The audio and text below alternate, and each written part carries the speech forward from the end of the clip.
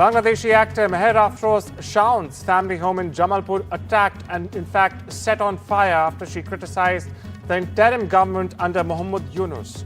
Now, according to reports, the detective branch of police in Dhaka has picked up prominent actor Meher Afroz Shaon for questioning from Dhaka.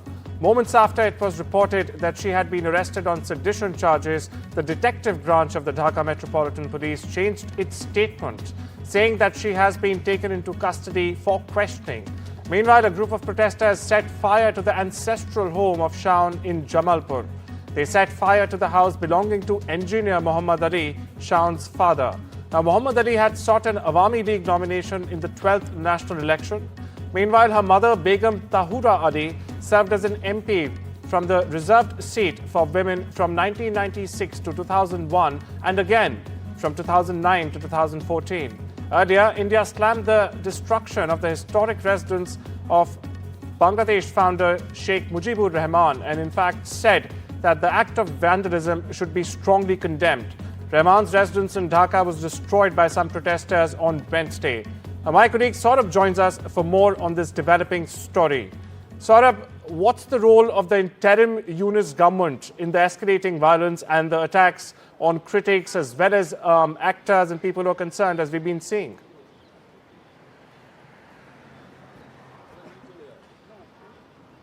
Well, on the streets of Dhaka, it seems that as far as these elements are concerned, who are setting fire or, completely bulldozing a structure that was a museum for the founding father of Bangladesh, Sheikh Mujibur Rahman, or setting houses of those criticizing the interim government on fire, these elements seem to be having a free run. The administration and law enforcement, conspicuous by their absence, and even if they're present, there's very little that they're doing to stop these incidents. That's one of the observations that many are saying that they're witnessing in Dhaka. The other thing is that this is an interim government. This is not an elected government, and there are to be elections soon.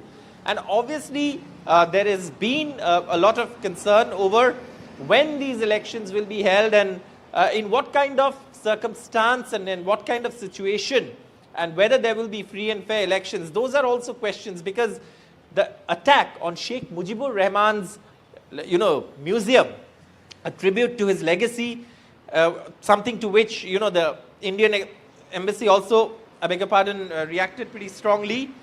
In that case also, there of course the Indian embassy has the Ministry of External Affairs in India has reacted pretty strongly and put out a statement on that as well. But obviously there is a lot of anarchy and chaos and violence that's taking place. Minorities continue also to be targeted, but also critics of the interim government, including two actors that we are talking about, also facing the brunt of the power of the administration at this point for simply being critics of the current administration or regime. Saurabh, how are human rights organizations viewing the government's response to the ongoing harassments, of critics and political opponents? What's happening on that front?